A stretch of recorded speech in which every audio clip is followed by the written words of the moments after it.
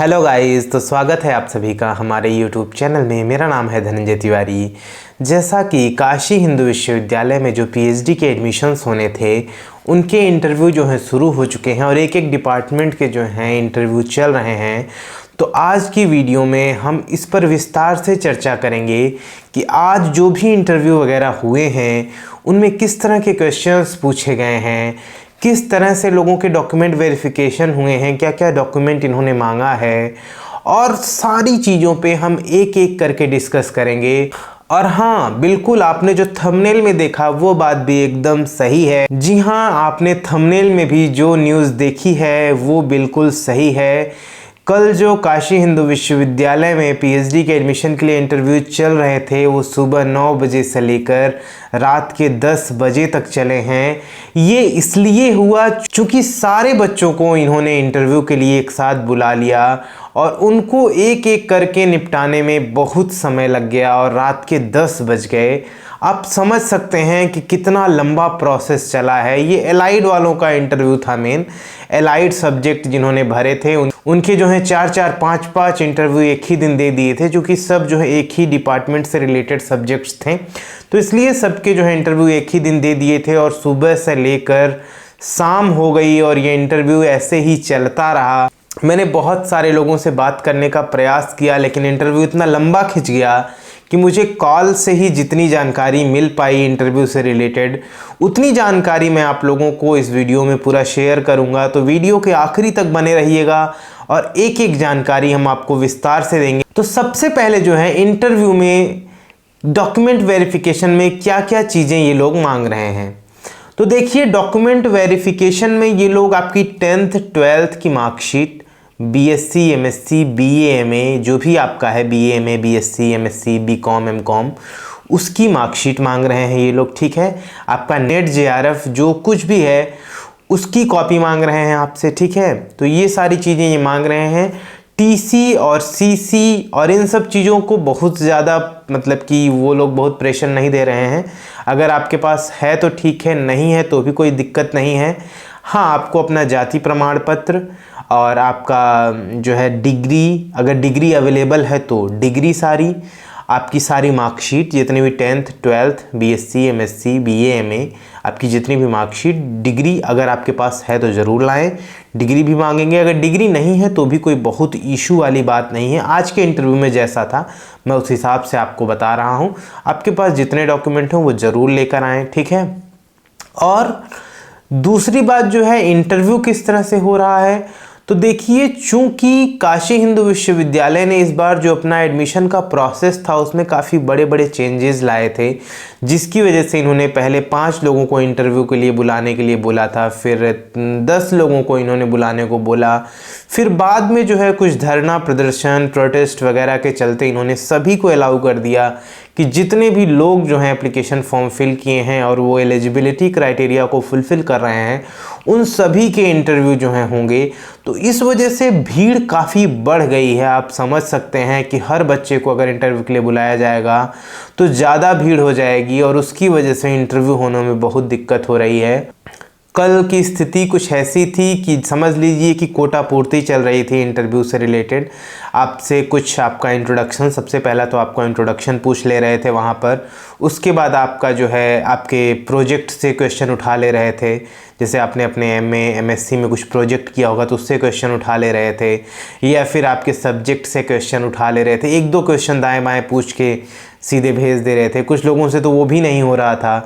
तो इस तरह से जो है ये लोग कोटा पूर्ति एक तरह से कर रहे थे, भीड़ ज़्यादा होने के नाते।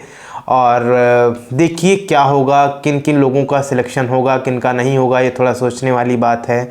जिस हिसाब से इंटरव्यू हुआ है वो सोच के थोड़ा सा अजीब लगा है, क्योंकि बहुत लोगों से जिनसे भी मेरी बात हुई है उन सभी ने यही कहा है कि सर थोड़े 1-2 क्वेश्चन पूछ के भेज दे रहे थे। इस तरह से चीज़ें हो रही हैं, लेकिन आप निराश नहीं होना है आपको। ये एलाइड सब्जेक्ट का था, इसलिए हो सकता है कि वो लोग जो है क्वेश्चंस उतना ना पूछ पा रहे हो, चूँकि आपका मेन सब्जेक्ट तो कोई दूसरा है। जैसे कि आपका केमिस्ट्री है और आप जाके जो है आयुर्वेदा में अपना इंटरव्यू दे रहे हैं, तो आयुर्वेदा का जो टीचर बैठा होगा उसको केमिस्ट्री के बारे में कितनी ही नॉलेज होगी, ये तो थोड़ा सा सोचने वाली बात है ही। तो इस वजह से भी जो है ज़्यादा क्वेश्चंस नहीं पुटअप कर रहे थे, या फिर आपसे इस तरह के भी क्वेश्चंस वहाँ पे पूछ रहे थे कि आप शल्य चिकित्सा या इन सब क्यों आना चाह रहे हैं, क्या इंटरेस्ट है, क्यों मोटिवेशन आपका इधर है, इन सब चीज़ों पे इस तरह के बेसिक क्वेश्चंस वो लोग पूछ के घुमा रहे थे। लेकिन आप लोग ये चीज़ जान लीजिए कि ये एलाइड सब्जेक्ट का इंटरव्यू था, जो कि स्टूडेंट के डायरेक्ट रिलेटेड सब्जेक्ट से नहीं था, जिस वजह से ऐसी चीज़ें हुई हैं। तो आप लोग ये समझ लीजिए कि जिस दिन आपका मेन सब्जेक्ट का पेपर, मेन सब्जेक्ट का इंटरव्यू होगा, उस दिन ऐसा नहीं होने वाला है। आप देखेंगे कि उस दिन पर्याप्त समय ले लेकर इंटरव्यू लिया जाएगा। अब जिन बच्चों का सब्जेक्ट ही रिलेटेड नहीं है, जस्ट एलाइड में जाके इंटरव्यू दे रहे हैं, थोड़ा बहुत सब्जेक्ट मैच कर रहा है, तो फिर अब उनसे क्या ही वो व्यक्ति पूछ ले, क्या ही नए क्वेश्चंस वो उठा के पूछ लें। अब उनको ना केमिस्ट्री के बारे में कुछ ज़्यादा आ रहा है, लेकिन एलाइड के कारण जो है उनको कुछ तो पूछना ही है, तो वो अपना दाएँ बाएँ थोड़ा बहुत चीज़ें पूछ रहे थे। तो बहुत चिंता मत करिए, आपके जो मेन पेपर, जो आपका मेन सब्जेक्ट होगा, उसके आपके इंटरव्यू जो हैं वो अच्छे से होंगे। एकदम बढ़िया से प्रिपेयर रहिए, डरिए नहीं, परेशान मत होइए। तो ऐसा कुछ माहौल रहा है पूरे इंटरव्यू से रिलेटेड जो है। और भी जानकारियां हमें जो इंटरव्यू से रिलेटेड मिलती रहेंगी, हम आप तक पहुंचाते रहेंगे। और आपको जैसे टीसी, सीसी, ये सारी चीज़ें आपके पास नहीं हैं तो बहुत परेशान होने की ज़रूरत नहीं है। आपका जब सिलेक्शन हो जाएगा तो सिलेक्शन के बाद जो है आप ये चीज़ें जो है सबमिट कर सकते हैं। क्योंकि अभी तो जस्ट आपका इंटरव्यू चल रहा है, आपका सिलेक्शन तो हुआ नहीं है कि आप सारी चीज़ें उनको दे ही देंगे। तो कुल मिला के जो ओवरऑल प्रोसेस रहा है इंटरव्यू का, वो यही रहा है कि आपको अपने डिपार्टमेंट पहुंच जाना है। वहाँ पर आपको जो है अपनी मार्कशीट, 10th 12th, आपका यूजी, आपका पीजी, आपका क्वालिफाइंग एग्जामिनेशन, नेट जेआरएफ, जो डिग्री भी अवेलेबल है वो, टीसी सीसी अगर आपके पास है तो ठीक है, नहीं है तो कोई बात नहीं। ये सारी चीज़ें लेकर वेरीफाई करके आपके जो है इंटरव्यू शुरू हो जाएंगे। जो बीएचयू के स्टूडेंट्स हैं उनको टीसी सीसी की नीड नहीं पड़ने वाली है, चूँकि सेम संस्थान में आप दूसरी डिग्री लेने जा रहे हैं, तो वो आपको इशू करवाने की ज़रूरत नहीं होने वाली है। मैंने एक दो लोगों से बात की तो उन्होंने बताया कि टीसी सीसी की बहुत नीड नहीं होने वाली है बीएचयू में। तो एलाइड सब्जेक्ट के इंटरव्यू जिस तरह के रहे हैं वो बहुत अच्छे नहीं रहे हैं, बहुत बढ़िया इंटरव्यू नहीं रहा है, लोगों का एक्सपीरियंस अच्छा नहीं रहा है। मतलब कि लोगों को लग रहा था कि वास्तव में कि ये लोग जस्ट टरका रहे हैं। जस्ट इतनी ज़्यादा भीड़ थी कि रात के 10 बज गए, आप समझ ही सकते हैं। जो व्यक्ति सुबह से लेकर रात 10 बजे तक इंटरव्यू लेगा, उसके दिमाग की क्या स्थिति वहाँ पर होगी। और एक एक नए नए टाइप के स्टूडेंट से मुलाकात होगी, उनसे क्वेश्चन होंगे, तो एक दिमाग पे एक अलग ही चीज़ें बन जाती हैं टीचर्स के भी कि ठीक है अब हटाओ यार, बहुत ज़्यादा हो गया। तो इस वजह से जो है एलाइड सब्जेक्ट में इस तरह के इंटरव्यू हुए हैं। और भी जैसे जैसे डे वाइज जो है आपके इंटरव्यू चलते जाएंगे तो हम प्रयास करेंगे उनसे भी उनका इंटरव्यू एक्सपीरियंस जानने का प्रयास करेंगे। एक एक लोगों से हम इंटरव्यू जानने का प्रयास करेंगे। अभी आज जो है कुछ लोगों का इंटरव्यू होने वाला है पॉलिटिकल साइंस वगैरह का, तो हम ट्राई करेंगे कि उनके स्टूडेंट से कुछ बात करें, कुछ जानकारी इकट्ठा करें, ताकि आप लोगों के लिए और बेनिफिशियल रहे और आप लोग बेहतर अपने सब्जेक्ट को प्रिपेयर करके आ पाएँ। अब मुझे समझ में आ रहा है कि क्यों इन्होंने कहा है कि आप जो है 2-3 दिन का समय लेकर आइए, क्योंकि भीड़ इतनी ज़्यादा होने वाली है, इतने ज़्यादा लोग इंटरव्यू में हो जाएंगे कि हो सकता है कि लोगों का इंटरव्यू ही ना ख़त्म हो पाए। जैसे अभी 10:20 के आसपास कल जो है 10:20 हो रहा था, 10:20 हो रहा था, फिर भी एक स्टूडेंट का वाइवा बचा हुआ था, इंटरव्यू बचा हुआ था।